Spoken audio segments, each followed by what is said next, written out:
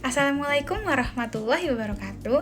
Aku Mutiara Felanisha dari KPI semester 2 kelas 2E dengan nomor NIM 12512900199. Halo semuanya, sadar gak sih? Setiap hari kita memproduksi ribuan simbol, entah itu lewat kata-kata, gestur, bahkan emoji di media sosial.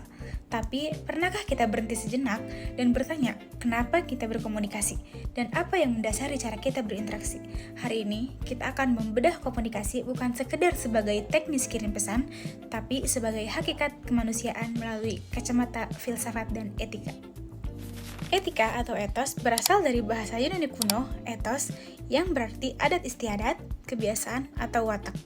Dalam konteks modern, ini merujuk pada prinsip-prinsip moral yang menentukan perilaku seseorang atau kelompok. Filsafat atau filosofi berasal dari bahasa Yunani philo yang artinya cinta dan sophia kebijaksanaan.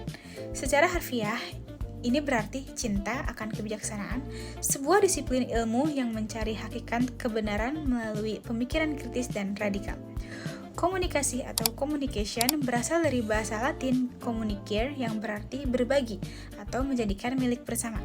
Ini adalah proses pertukaran pesan antar manusia untuk mencapai kesamaan makna. Jadi kesimpulannya, materi ini mengkaji bagaimana nilai-nilai moral atau etika dan pemikiran kritis filsafat berperan sebagai kompas di tengah derasnya arus perkembangan teknologi. Fokus utamanya adalah menjaga agar pesan yang disampaikan tetap berlandaskan pada kebenaran, meskipun teknologi seringkali mengaburkan batasan antara realitas objektif dengan pandangan subjektif individu. Menurut para ahli, di sini ada Muhammad Amin Abdullah. Beliau menekankan bahwa etika komunikasi harus berbasis pada integrasi antara wahyu dan rasio, normatif objektif. Menurut Immanuel Kant, kebenaran adalah kewajiban mutlak atau categorical imperatif. Kita tidak boleh berbohong dalam komunikasi, apapun alasannya. Menurut Al-Ghazali, menekankan pada aspek sidik atau kejujuran sebagai pondasi utama etika berbicara. Menurut Franz Magnisuseno, etika adalah usaha manusia untuk mencari orientasi dalam menjawab, bagaimana saya harus bertindak benar? Menurut Aristoteles, dalam etika Nikomakhea, komunikasi yang benar harus bertujuan pada eudaimonia atau kesejahteraan bersama. Kesimpulannya, para ahli sepakat bahwa kebenaran bukan hanya soal statistik, tapi soal tanggung jawab moral komunikator. Mengapa ini penting? Di era digital, informasi mengalir tanpa filter.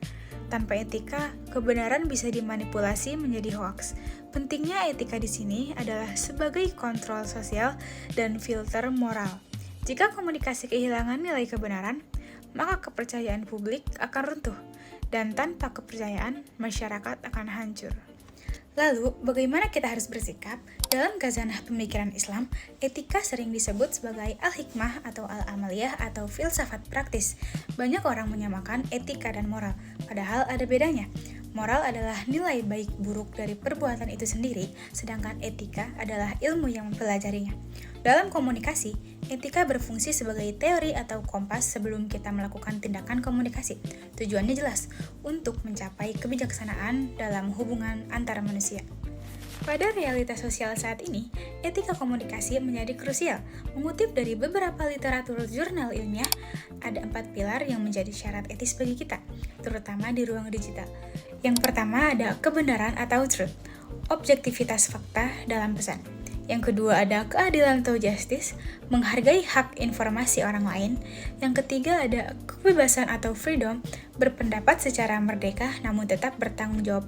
Dan yang terakhir ada tanggung jawab atau responsibility, kesadaran penuh atas dampak dari setiap pesan yang kita kirimkan.